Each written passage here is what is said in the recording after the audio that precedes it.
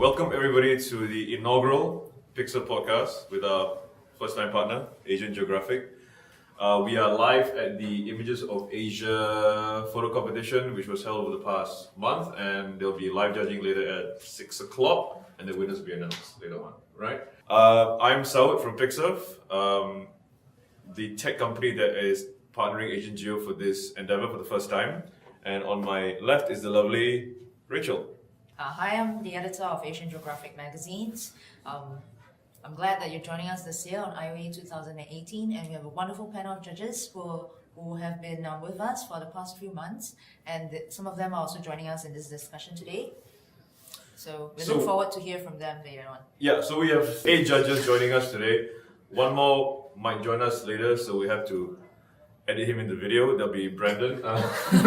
So on my right is Sal Lavallo. A few words about yourself, Sal. I'm Sal Lavallo. I'm one of the youngest people to have visited every country in the world. Every country? Every single one. How many?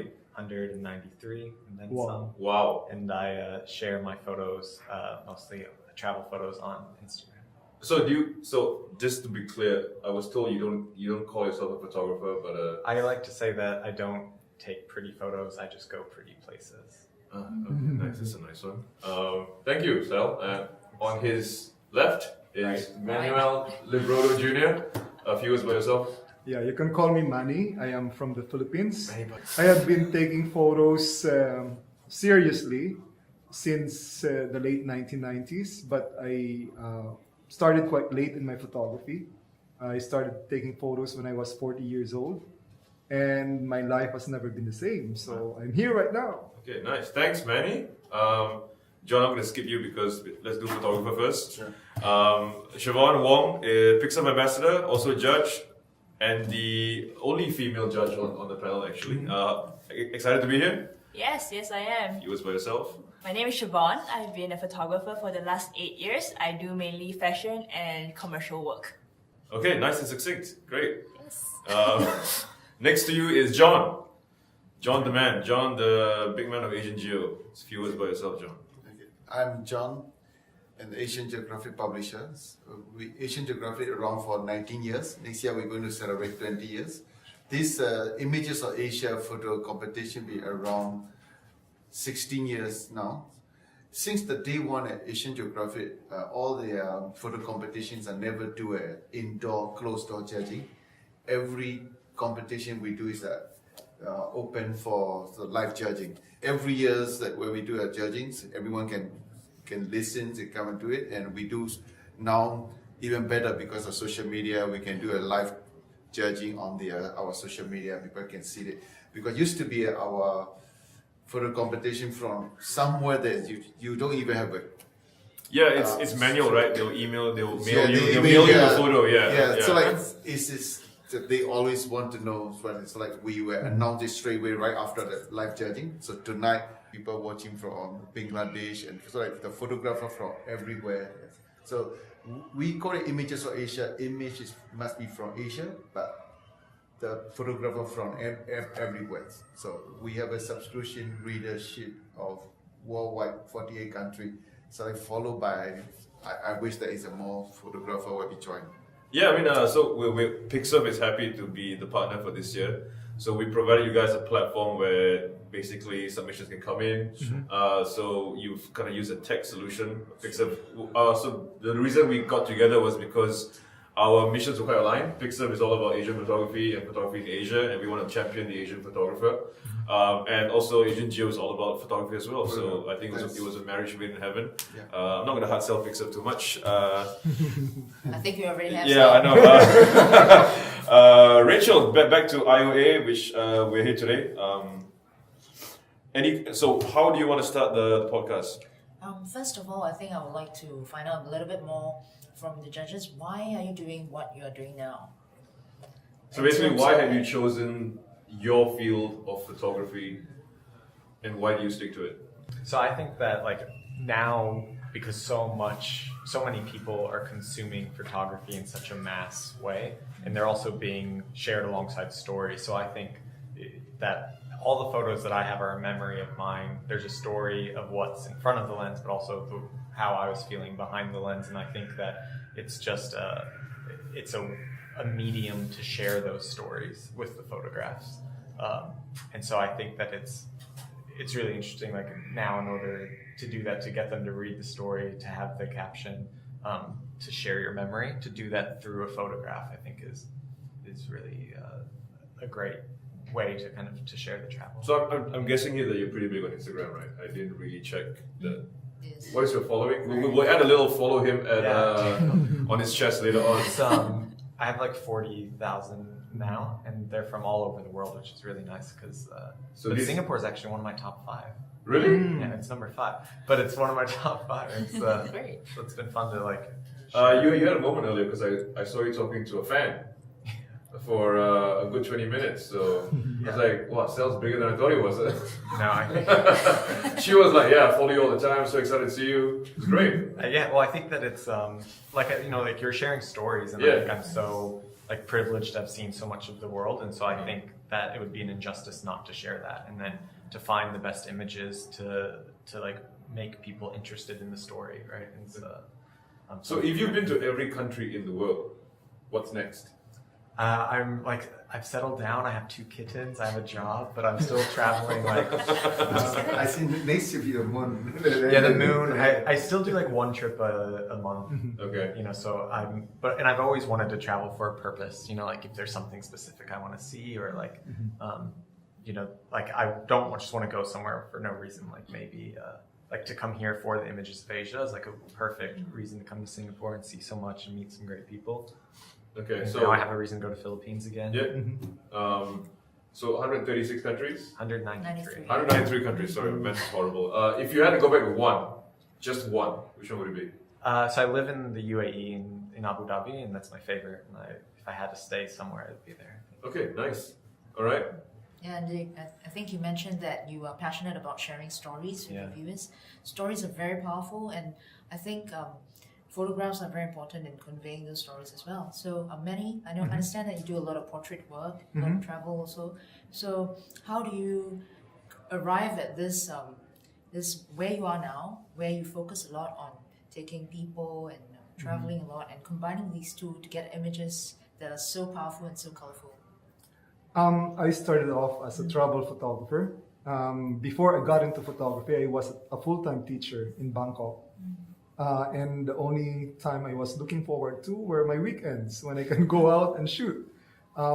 Usually I go out during summer breaks, during weekends.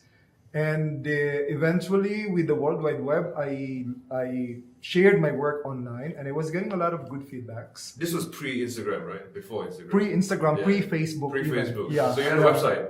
Yeah, no, there are many sites then wherein you can share work, share your travel photos.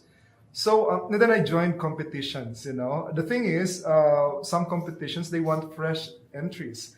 And I'm not out traveling all the time. So I started shooting my students, nice. in the school, And I joined them in competitions, and modesty aside, I won a lot of competitions using my students' photos. And before I know it, a lot of people would like to learn my photography, which is basically something distinct because I haven't learned.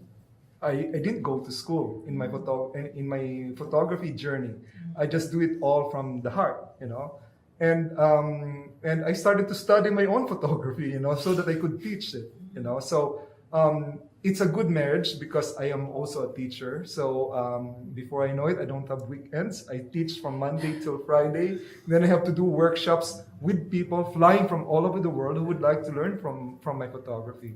And also because of my winnings in a lot of competitions, Scott Kelby in 2009 named me as one of the world's top 5 photographers. And that's a big thing because Scott Kelby, he's a big name in the photography world. Okay. And I've done workshops a lot since then. And I eventually let go of my teaching job. And up to now, I'm still doing workshops. And I'm just surprised that wherever I go, people would say, I've done your workshop. Sometimes I could not even remember that.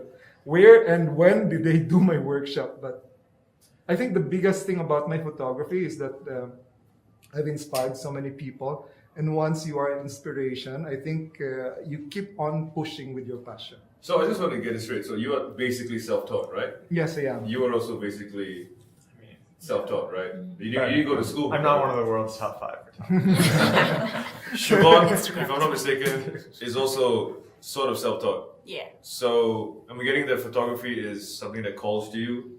You don't really go and look for it. Because, I mean, it's about passion, right? It's a passion, yeah. It's a passion, right? So I think some of the great photographers as well are all self-taught. They didn't go to school. Yes. And this is like very interesting to me that a lot of people are actually going to school for photography. So do you see a change in like in the shift towards now wanting to be part of that industry? Because I think a long time ago there were not a lot of photographers in the world. Not a lot of photographers compared to now, and everybody has a mobile device, and everybody thinks they basically are a photographer. So how do you instill passion into going to school that they didn't come from the heart? Like all of you guys are self-taught. Yeah. I think they have to do it often. When you do one thing very often, I think the passion continues. Once you stop, the passion stops. Yeah, right. You have to like what you do, right? Yes, you have to yes, like what yeah. you do. It's very important. I think there's also a lot of different reasons why people take photographs, and I think a lot of the people who are going to school for photography are interested in like the technical aspects of it and like thinking about like the exact numbers of the lighting and how and then like I'm interested in how can I capture a story to show that, right? Like there's like you were saying, you do like fashion commercial work, like that's about capturing a story for a brand, right? Or like there's different purposes behind it. I think that there's a difference between an artist and a craftsman, right? There's a difference between a photographer who is interested in like the technical aspects of the image and a photographer who's interested in like one of these many other passions that could be around it. Yeah, I agree with that because I think we could not teach passion. Yeah, you can't teach passion. That's quite true. We would like to welcome Brendan. How are you? Hi, Brendan. Just pause that question quickly. Quick introduction about yourself. Okay, I'm Brendan O'Shea. I come from Cork in Ireland, and I work in university. Photography is my hobby. Yeah. And I shoot quite a lot with the different cameras. One of them which happens to be iPhone. Okay, we were just talking about mobile photography, right? Photography. I was actually asking everyone, since mobile phones are so common nowadays, everyone has a camera, so anyone can take photographs. So what is your take on what constitutes good photography? Good photography? I think it depends on the intention that somebody has when they're taking photographs and what they want to convey. I think very often when people take photographs, it's to create memories. And I think a good photograph is a very personal thing. I think that when somebody is doing it, it's that they're trying to create a record of what they felt at a particular time. And I think that it's because it's so subjective, I think that it's very hard to find what makes a good photograph, because for one person, a good photograph, like we were all judging here earlier on, and I'm sure we have very different opinions on the types of photographs. So I don't think it's fair to kind of put it into a box and say this is what makes a good photograph. It's a personal thing. I think that it's a connection that you're making with the environment and with the subject matter that you have at that given time. So can I say that for you, good photography is something that captures the emotion or that mood of that moment? Yeah, that's fair to say. All right, thank you, Brendan. Anyone else? Well, I agree with him. I think like what constitutes good photography has always been the same thing from the start of time where photography started. Like it has never been about the gear. Like what your iPhone now can do is probably way better than what all these professional photographers years ago could use with their cameras. And if they could create good photography, then why shouldn't you be able to with an iPhone compared to a DSLR, compared to a Phase 1 camera? So it's never been about the camera. It's always been about what you can capture, the emotion, the story behind it. So yeah. Thanks, Shavonne. I think like art is just showing like a physical manifestation of a feeling, right, of an emotion or something, and then good art is able to transfer that emotion from the creator of it to the viewer of it. And great art is able to do that to many people. But I think also with photography, I think it's Ai Weiwei once said that you can make my last work, but you can't make my next one. And I think that's really interesting because you can stand in the same spot and click where I click, but like you don't know where I'm going to go next, right? And I think that's really interesting. Then there's also like the technical question. I think it's interesting with the way camera developing is happening, especially with iPhones, is that there's a difference between trying to do develop a good technical camera, and then what iPhone and some of the mobile devices, they're trying to mimic the eye. And so there's a difference between the way to capture light, the way it can make the camera better than it can be, or to make it match what the eye sees. So that's two approaches to how do you make a good camera. Because of social media, there are too many good photos online right now, And I think the audience are starting to be very discriminating also nowadays. They're looking for something different. So at this point in time, if you're going to ask me what constitutes a good photo, it should be something different. It should be something that people have not seen yet. Still having the good light, the good emotion, the good everything of the usual photo, but something different. So from a work perspective, I want to talk about social media a little bit. So Instagram has sort of shaped how brands and companies want photography, or they want photos to be of their brand. So I talked to some photographers who say that the brief that comes from the client is, I want it to be like Instagram. Mm-hmm. What are your thoughts about what has Instagram done to photography, and should we look beyond Instagram to do better photography? Right?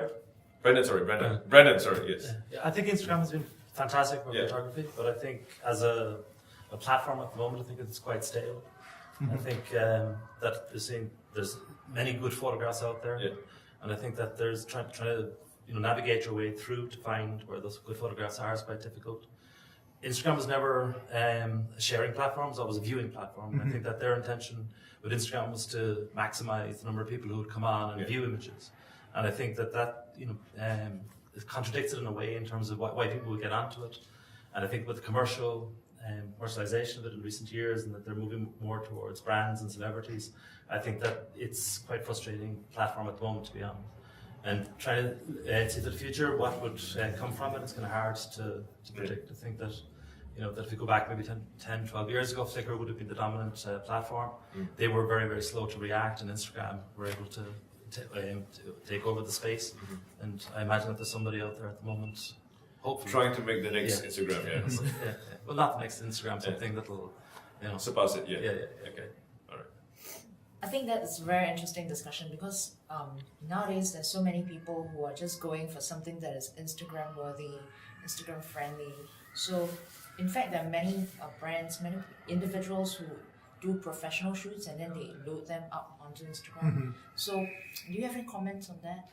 For me, I definitely use Instagram to showcase my work, and I feel like I've definitely gotten more eyes on my work. The only problem when brands use Instagram and they tell me shoot for Instagram is when the budget also goes down for it, although I'm doing the same amount of work that I put in for, let's say, a campaign that's going on a bus or on the website, social media. But when it's only on social media, the budget goes down, but the same amount of work is necessary. So it's a little unfortunate, but it seems like that's where the trend is going, where they're trying to put a lot more of their brands into social media instead of the normal newspaper or the digital prints and stuff. Yeah, I think you made a good point as well, right? So when their budget goes down, they pay less to advertise. They also tend to pay the photographers less.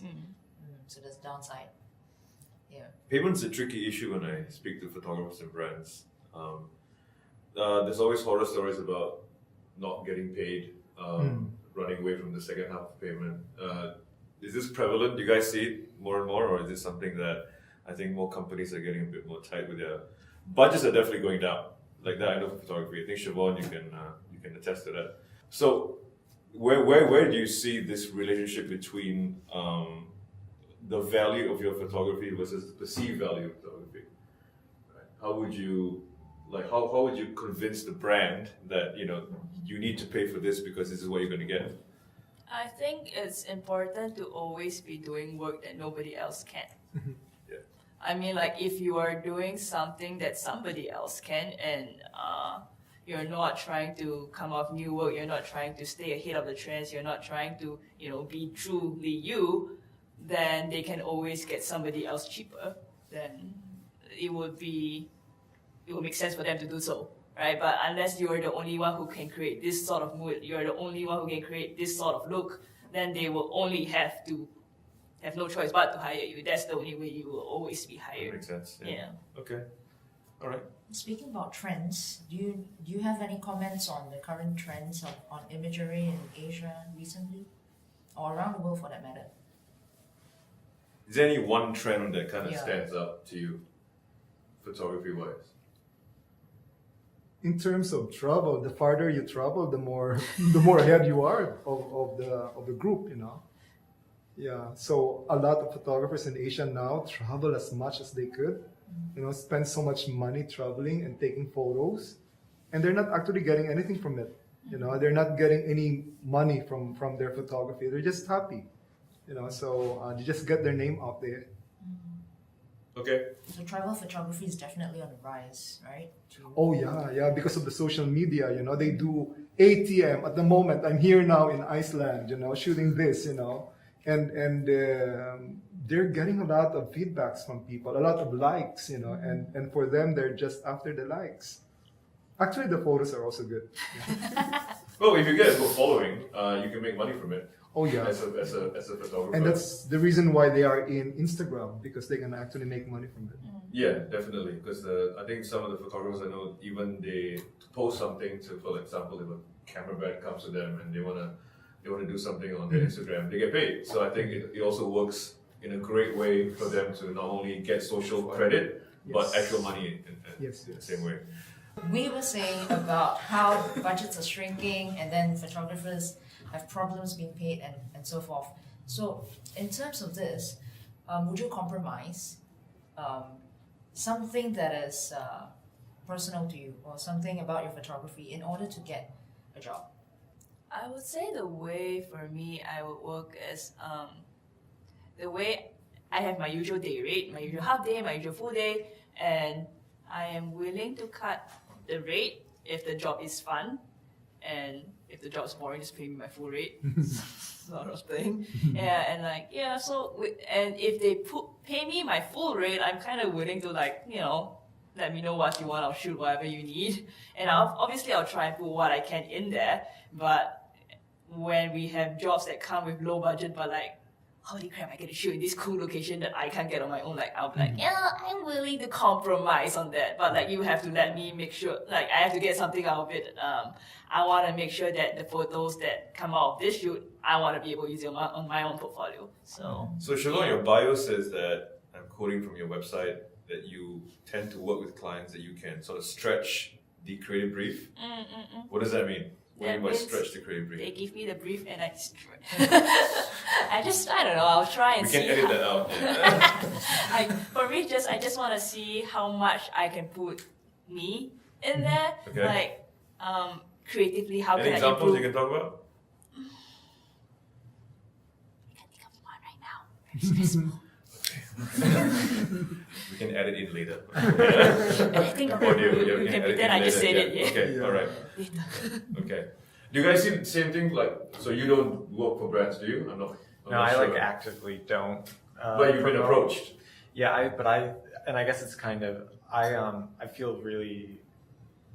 Yeah, I don't work with brands because I don't want to like be told like what I'm have to do. I also think that because I like to show places that people never go to or that people like think really poorly of, there's not that many brands there, so I don't want to like change from doing that. Okay. Like if I want to post photos from Chad and Niger and Afghanistan, like there's not going to be brands asking me to go shoot like a promo there. Well, yeah. And so I'd rather just keep putting up those images. One trend though that we were talking about earlier is people love you to be in the image on social media.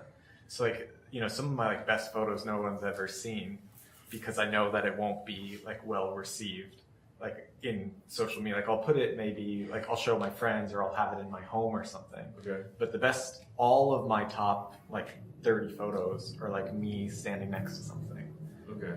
Because people want to like, they don't just want to see it, they want to see you. You there. in it, yeah. So the authenticity that you're actually there. But it's kind of having you in the image is the ultimate form of only you can do it, right? Like Well, that's the, I mean, It's only one all- style, yeah. and so like you can get like, you know, I always say I'm not going to take the most beautiful photo of Machu Picchu, right? But I can take the most beautiful photo of me at Machu Picchu. Yeah, right? But yeah, you're right. I mean, it's so like, I can't argue with you there. Yeah. and so I think that's why people like it, is because they like to feel like connected to the person that's taking it more. And so they want to and they want to see it as like a longer journey. It's the same with like high level fashion modeling, right? Like we don't just want to see a random model anymore. We want to know who they are and like find out more about them, that kind of thing. Yeah.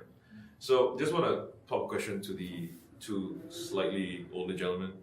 Are you guys on Instagram? Yeah. Really? Because I find some photographers that I work with above a certain age, they have no social media presence. Do you find social media valuable to you? Oh yeah. I do workshops and Yeah. I book workshops through my social media. Oh, okay. Nice. People from all over the world see my work and they would like me to fly in there and teach them photography. So without social media, I'm probably nowhere. Brandon, do you have an Instagram account? Yeah, I have Instagram, yeah, but You tweet?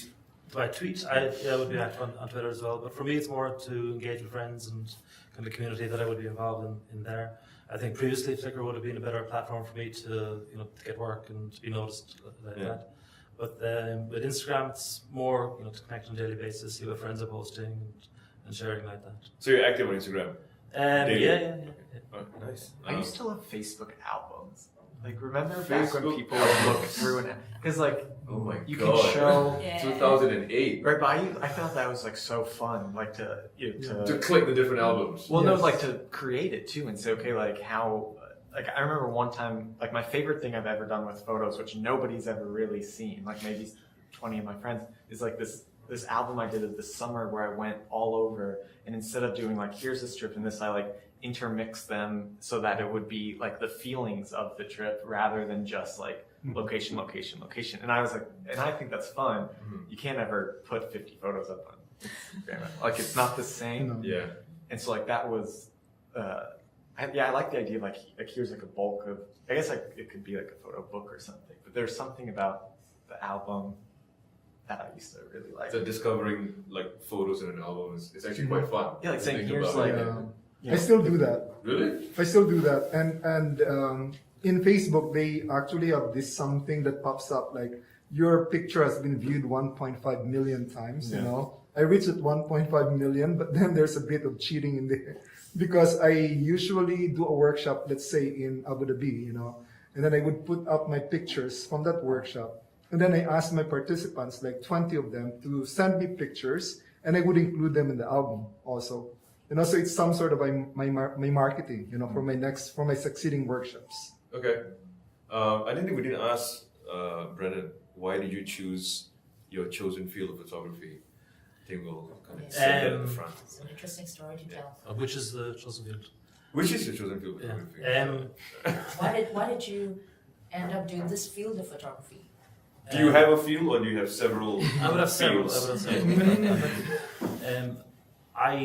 wasn't a conscious decision at any point to get into either street photography or that I would do a lot of abstract blur photography. It's whatever takes my mood at the time, Okay. and that I would be very open to experimenting with other forms of photography.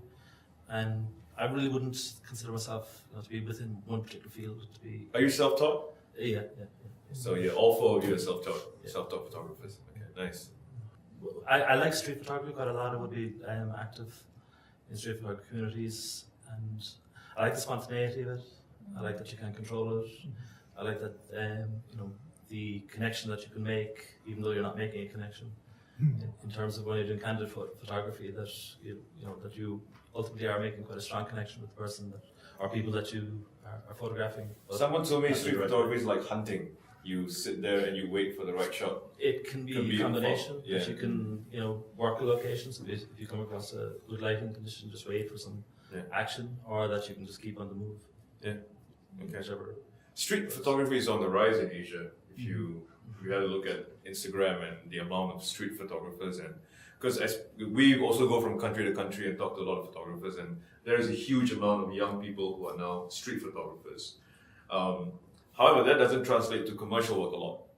one of the challenges of street photography. If they just stick to street photography, they don't translate that work into commercial work very, very easily.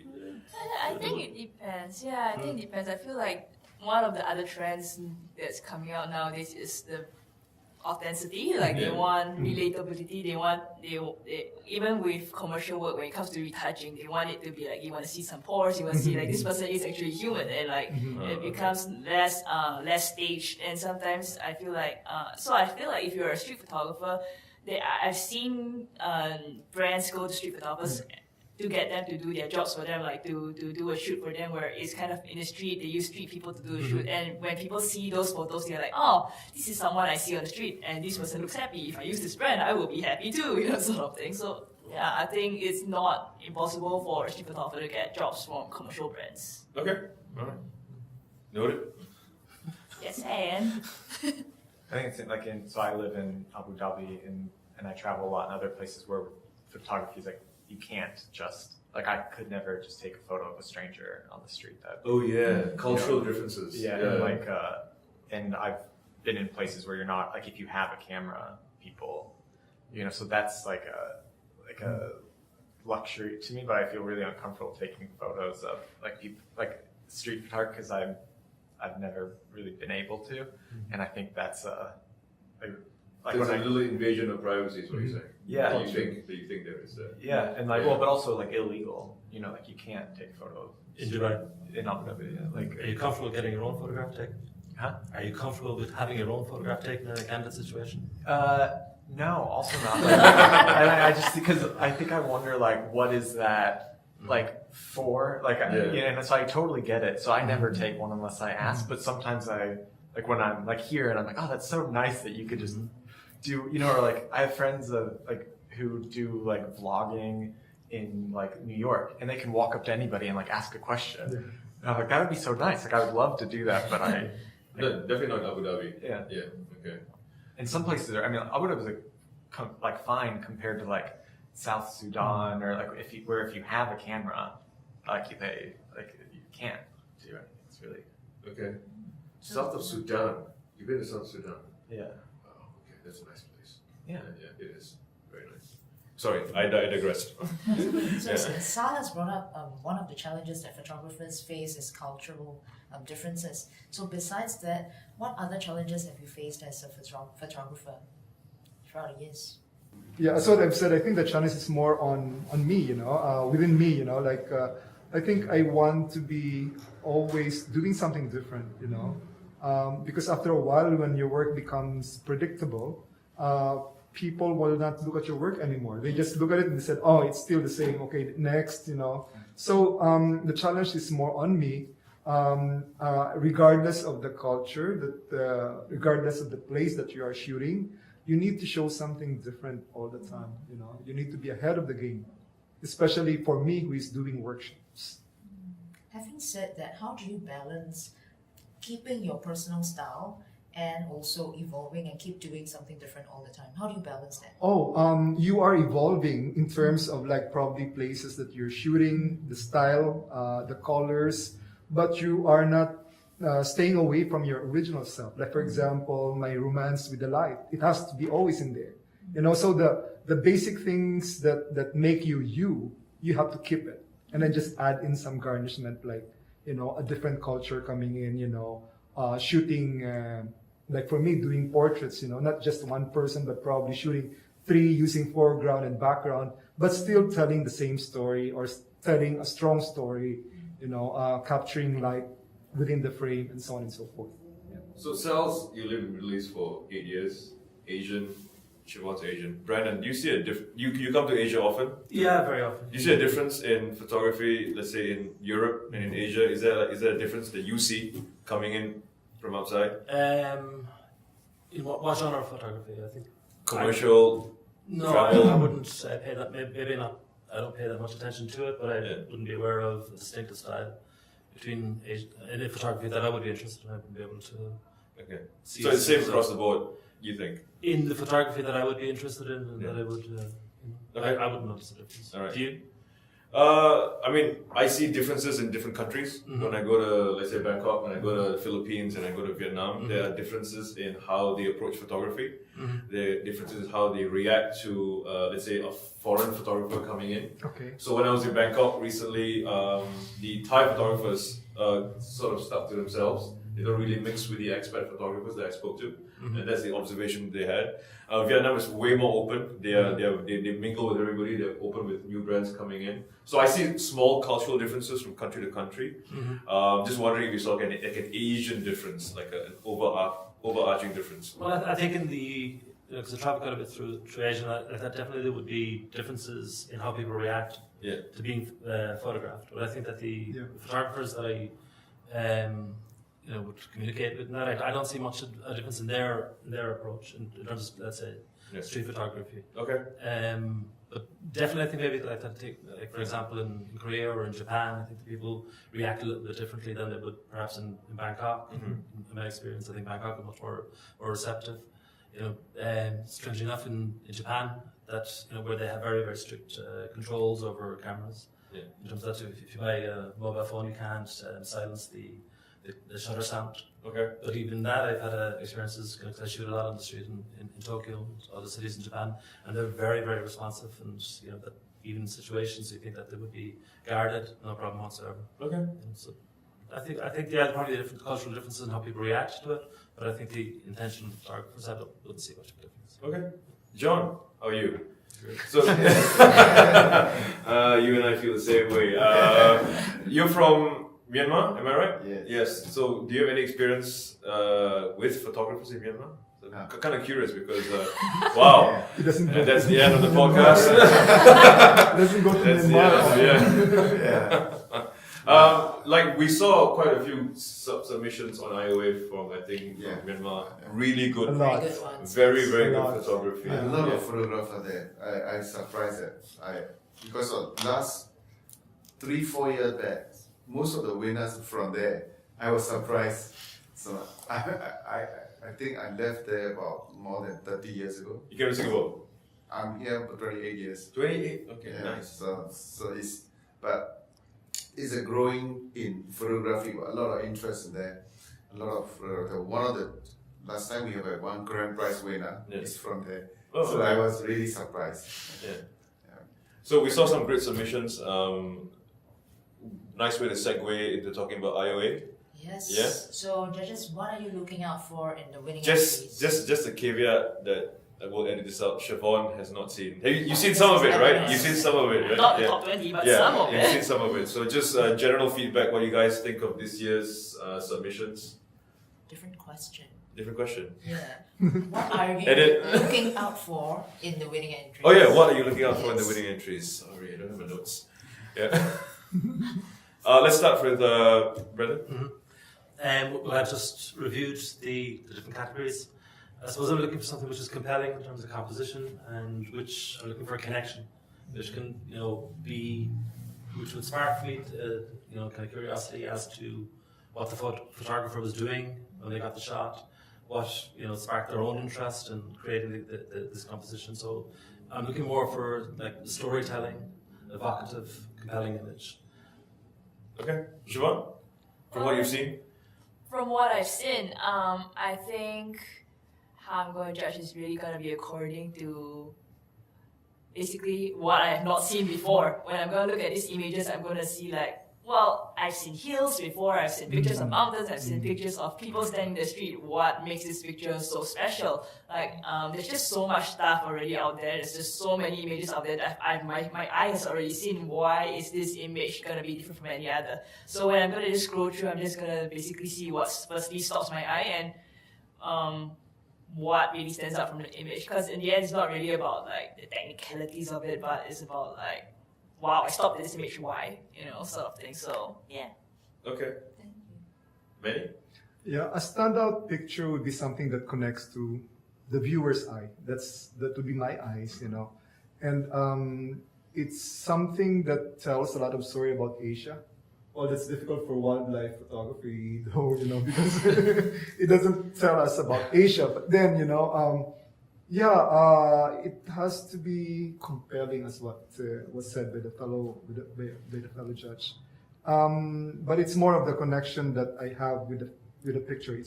It's quite personal Okay. for me. All right. So. I think that I was once told that good art is a television, a window, and a mirror. And a television that you can look at it and see new things each time, that you can look at it for more than 1 second and still be intrigued by it. A window in that it shows you something that you're looking through something into new things, and then a mirror in that it has a reaction to yourself that you're reflective through it. You So summarize all of our points. Yeah, That's basically. good. So I think that's like an interesting way to like look at the image and say, can I look at this a lot? Like, is it teaching me something? And am I having a reaction to it? Okay. That's nice. That's a very nice way to Yeah, sum it up. I like. I wish it was mine. It's not. Yeah, I but was told that. it's so good. I like that. Yeah. John, you've been doing this for 16 years. This IOA. Yeah. What do you think of this year's Oh. I would submissions? say photography competition being more and more. When we start doing that 16 years ago, it's very limited. So like you can see that a lot of just like what you say about social media is coming, and now more and more people are creating a photo competition. So that a bit of it's every industry of some kind of, you can see a little bit of diluted in some way. But I think this year I'm quite happy that it's definitely, I would say, that improving from last year. So I think I'm quite happy on that as well. So, and in terms of judging, I'm always think that it's all photographer. I really need another eyes off without a photographer. So this is a very good Sal is getting involved in this judging. Either you are not a photographer or you are an art director or creative director, different kind of eyes that is exactly we need it, not just for the technical part. Yeah. So I always like to put one judges from not photographic background. Okay. So and also I like it this year, first time that we are putting in the mobile category. So I welcome Brendan to do judging on the mobile stuff. So this is as like what we say is like we have to understand the history, but we cannot ignore the future, right? So that I cannot say we don't use Instagram. The trend is going. So like even though in terms of geographic magazines, we don't really feature mobile photography before, but I think that is the thing that is going on that direction. So mobiles are using now more compact camera than mobiles. Yeah. Mobile phones are selling. Yeah. I see the trends of how many million drop by the compact camera. So I think this is the next thing that I want to push it. This is the first time that some entries and it's quite okay. But some of the entries that I realized that mobile photography, they put up some of the digital. Yes, yeah. Oh, yeah. The entry, I think they should be a little aware of how they put the entry on it. But I also I appreciate think some of them were just trying their luck. Also a little bit. Find out. Yeah, but because using our platform, you could tell from the exit what mobile phone you're yeah, using. that's why I Yeah, appreciate I don't think that they will the give platforms are really good for us as well. So that's Yes. also another way of judging this. Like we used to have a normal digital, like we save it in a hard disk and then we put it up things. So like I think the pixel that they created for us, that also we can check. Or you are not using a mobile phone. So even better than some mobile phone, we can even see the brand. Yeah, so yeah. iPhone, that's like that is So this is where I got a hard sell PIXERF. Yes, we did come in as a tech platform, and then it did give you a lot of information in terms of not only the model of the mobile, even if you're talking about other categories, what kind of camera they use, the shutter speed, the f-stop, the location it was taken in. So that information is gold to you guys to help you also kind of see the variety of submissions coming in, where the photos were taken. It helps you track a lot. Because I heard from last year you guys also got photos in the mail and you had to photo me was like 5 okay, so photos in the mail. Email, yes. Email for sure, yeah. So all over the place. So yeah, so we helped Asian Geo a lot, right? Yes, Yeah. it was very helpful. Yeah. Thank you, Saud. Okay. I wanted to find out from the judges, what is the craziest thing you've ever done to get your shot? Something I think I'm that- going to start with Sal. Oh, This one, yeah. yeah. 193 countries. What's the craziest thing you've done To get a photo. to get Yes. that photo that you wanted? I don't. So I'm a little bit afraid of heights, but I always find myself climbing things to get, and then I realize I have to get down. I don't know if it's like it's not like easy to anybody but me. But like I always am upset at I always want to get up, and then I one time I was in Libya and I climbed. There was a sunset. And I was like, "Do you have a roof?" And they're like, "What?" And I was like, "There must be a roof." And they're like, "Ah." So we found a ladder. We got on like this really rickety thing, and and I got up and I realized I had to go down that rickety thing. And that freaked me out. And what's funny is that was the most afraid that I felt while I was in Libya, was going down the scary ladder. Okay. But yeah, probably just trying to get up something. Okay, nice. Manny? None really, but when I started to quite have a name in photography, I always wanted to get that one shot that would make me famous, So I'd been traveling so much, I've been traveling all over the place to get that shot, only to realize that the best shot that I took in my lifetime as a photographer was a picture I took in my own backyard, So I think sometimes we look too far ahead or too far the distant without really opening our eyes and what's around us, So That's great food for thought. Yeah. Yeah, Shavonne, I see you do some stuff for fashion shoots with animals and models. Oh, it's never been too crazy. I begin to suspect that you guys have a pretty high threshold for Yeah, what's I think considered so. crazy. I This mean- panel has very elaborate shots. yeah, but a lot of work goes into it. yeah, sometimes I have to go down the drain to take Yeah, a picture, but that's okay. it's okay. Yeah, it's part of I the trespass, job, but I don't think I should go on the podcast. Sorry? Trespass. Trespass. You trespassed? Well, Singapore there isn't much locations to shoot in, so we gotta trespass to find the nice ones. You can just say the location, we'll bleep it out. Oh yeah. It's the Brunei hostel, I think. Like that was years and years ago. Brunei Hostel. Yeah, but I think they say it was haunted too. So I was like, I was going in scared already, but it was okay. It wasn't that bad. But yeah, the only problem with my shoots is it's a little hard to find locations in Singapore to shoot. And like when you're talking about fashion shoot, you got like model, makeup, stylists. You can't really shoot and run. So therefore, trespassing. Okay. Alright. If you don't hear from Shavonne next week, you know why. You said you would bleep it, Yeah. right? I say a lot of things. Brendan. I suppose I don't realise that I've been in scary situations until much later after it. That I react quite quickly to situations when I'm on the street. And there's been a few occasions, like one of the photographs is on exhibition here in Tokyo, that I ran out into the oncoming traffic to get the shot. Yeah. And when I got the shot, I realised that I was stranded in the, Okay. and trying to get back to. Glad you're here with us today. That's it. Yeah. Difficult. In Bangkok, I one time stood over sleeping a guy who's later people told me that he was a gang member by the tattoos that were on his face, Right. and he had a knife in his hand. Ah, I see. At the moment, I didn't. I didn't like to live experience the fear dangerously. when I was actually, trying to get the shot. Okay. Later on, you do kind of reflect and think, I have family back home, and I don't think they'd be too pleased that I've taken my life into my hands that way. Okay. There's some interesting stories. Yeah.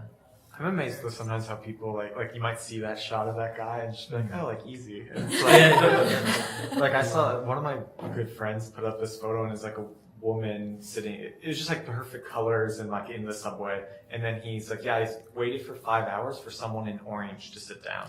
And I was like, well, like so that's like not really like a candid shot. Like, but he's like I just knew if someone in orange would sit there, like, and it would be perfect. So I waited. I was like, that's like not worth it. Dedication right there. And sometimes when you're shooting, the more dangerous the situation is, the better your feeling is as a photographer, right? And sometimes when you're shooting portraits, I'm using a 24-70 and I get closer and closer to my subject without knowing that I'm actually right there in front of him because you're looking through the lens, And he's holding a knife, so he could just do like that to you, I did not. Sorry, why was he holding a knife?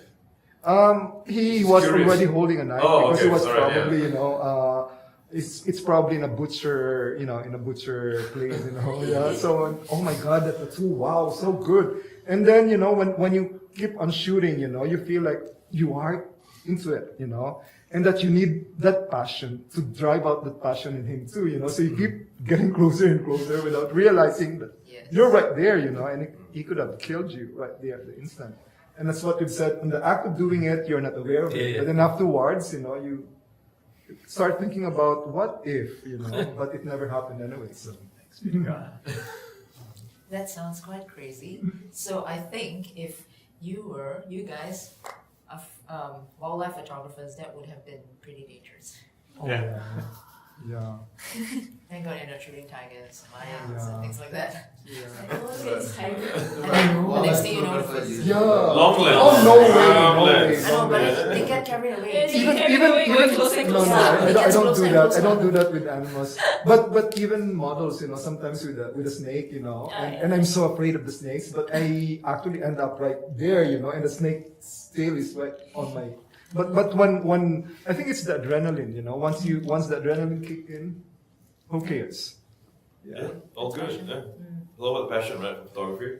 End of the day, whatever it takes. Whatever it is. Whatever it takes. So, are we gonna wrap up? Yep. All right. So, there's gonna be hopefully a lot of photographers or budding new photographers listening to this podcast. So, any message for anyone who wants to pick up a camera and do what you guys do? If we can start from Brendan. What was the one thing you would say to them to encourage them to just succeed in that field and just do it basically? To remember, it has to be about fun. If it's not about fun, give it up. Okay. Nice. Shavonne, agree? Yeah, and to just pick it up. To actually pick it up The and do camera. it. Yeah, Okay. pick it up and do it. Okay. And shoot from the heart. Forget about the technicalities. Capture the moment. And so don't be afraid to categorize yourself as a photographer or not. You can Okay. take good photos without. Being called a photographer. Okay. All right. Thank you, everybody. John, sorry, as the head honcho for Asian Geo. Any last words? The big man. Oh, thanks for Pixel, thanks for all the judges. I think looking forward to see the live judging. Myself every year's being excited for who will be a next winner, and that is what we want to create, the future of photography and the future of photographer as well. Yeah. So live judging is at 6 to 9:30. 6:30. 6:30 to 9 later. Sorry, I can't edit that out. Thank you, everybody, and wrap.